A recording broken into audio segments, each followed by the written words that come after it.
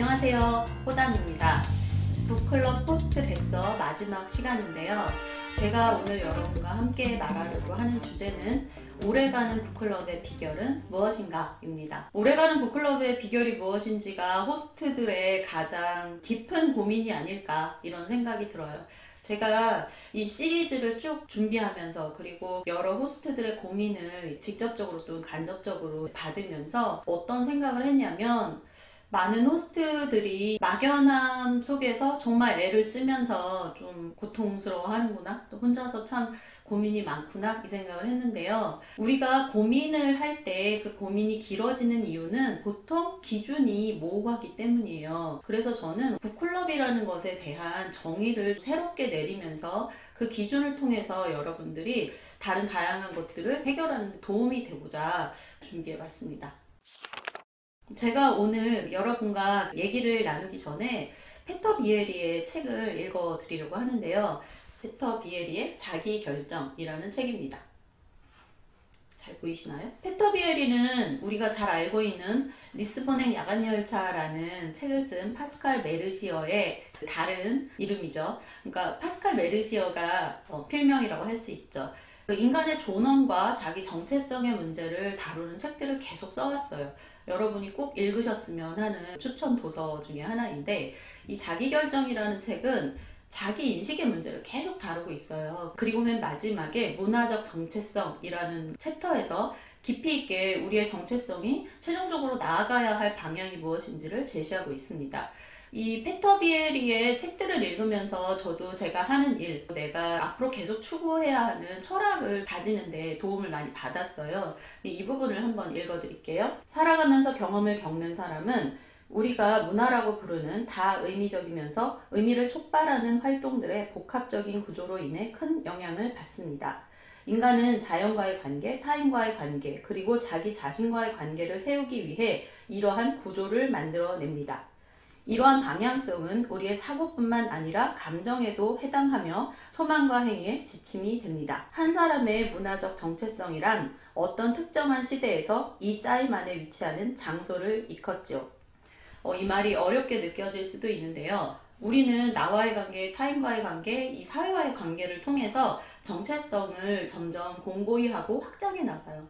이 안에서 우리가 자기 인식을 통해 결국 궁극적으로는 문화적 정체성이라는 것을 확고히 한다는 건데, 이 문화적 정체성이란 우리가 이 시대를 살아가면서 시대적으로 어떤 의미이고 사회 문화적으로 어떤 의미인지 그 내 위치를 선점해 나가고 확실히 알아가는 과정이라는 거예요. 제가 북클럽 얘기를 하면서 이 얘기를 왜 하냐면, 여러분이 북클럽을 처음에 재미로 시작하고 또 즐거움을 느끼고 사람들과 점점점 깊이를 더해가면서, 만약에 여러분이 지금 한 1년 이상이 됐다 하면 뭔가 막연한 뭘 하고 있는 거지? 라는 생각, 또는 재미는 있는데 이게 맞나? 라는 막연한 고민? 이런 게 들어올 때가 됐을 거예요. 하기 싫은 건 아닌데 어느 방향으로 가야 되지? 라는 생각이 들어오는 거죠. 저는 그게 여러분이 자아를 확장해가는 그 과도기에 있어서 라고 생각해요. 우리가 성장해 나갈 때는요, 조금 더 큰 목표를 잡고 지금의 내가 하기에 약간은 더 버거운 것을 할 때 더 잘 성장한다고 해요.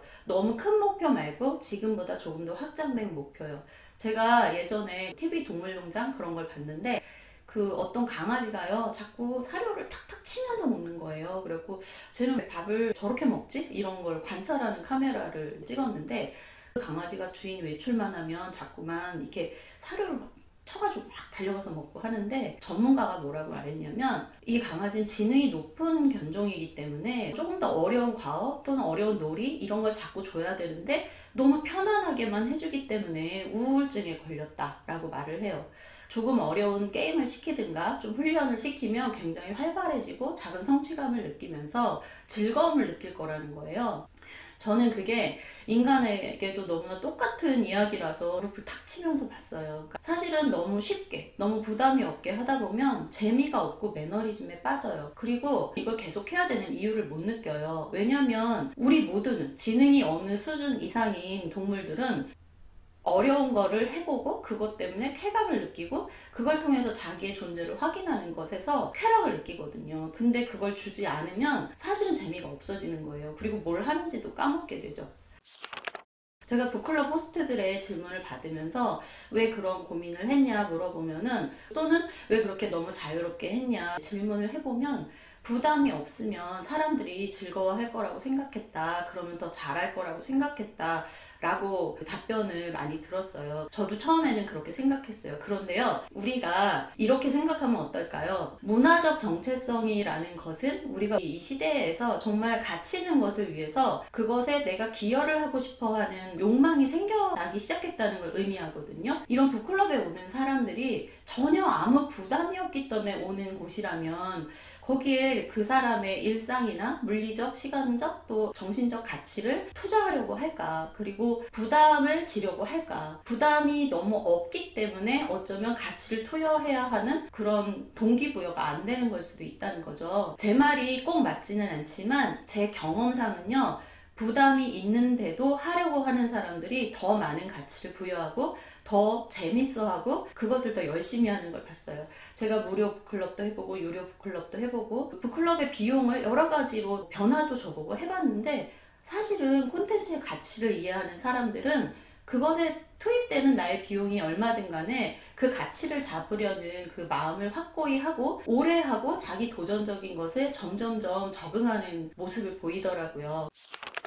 마지막으로 여러분에게 우리 같이 이렇게 해봅시다 라고 제안하고 싶은 것은, 조금은 부담을 주고 최소한 이건 지키자 라는 룰을 만들고, 여러분이 지키고 싶은 문화적 가치는 무엇인지를 한번 결정해보고, 우리 독서 모임이 추구하는 철학이 뭔지도 생각해보고, 그러면서 이 피터 비에리가 말하는 그 문화 정체성이라는 것, 사회 정체성이라는 것을 배워나가는, 그것을 채워나가는 그런 목표를 가지면 그 목표로 인해서 굉장히 많은 것들이 질서를 잡고 또 어떻게 하면 좋겠다는 기준이 생길 거예요. 저는 그것으로 인해서 버텼어요. 제가 왜 버텼다고 말을 했냐면, 생각보다 북클럽은 유기적인 존재예요. 멤버가 계속 변하는데 신기하게도 북클럽은 계속 성장하는 거를 저는 신기하게 관찰했어요. 저는 계속 거기 있었지만 그곳을 들고 나는 사람이 많았거나 있었던 사람이 계속 오래 있었기 때문에 북클럽이 성장한 게 아니라, 나와 여길 거쳐간 많은 북클럽 회원들이 거기에 쌓았던 많은 노력들이 북클럽에 흡수돼서 그 문화가 계속해서 이어지는 걸 경험한 거예요. 여러분이 하는 일이 그런 일이라는 걸 알면 아마 조금 더 동기부여가 될 거라고 생각합니다. 여러분, 이 시리즈가 이제 끝났어요. 제가 여기서 다뤘던 얘기들은 막 정교하게 막 책을 쓰듯이 그렇게 하기보다는 경험을 나누고 여러분이 왜 그 고민을 했을까를 추측해 보면서 좀 대화하듯이 얘기를 해보고 싶었어요. 이 시리즈가 여러분에게 조금이라도 도움이 됐으면 좋겠습니다. 부탁이 있다면 구독과 좋아요를 눌러주시고, 그리고 또 댓글로도 의견을 주시면 어떤 의견이든지 참고를 해서 새로운 시리즈를 만들어 보도록 하겠습니다. 감사합니다.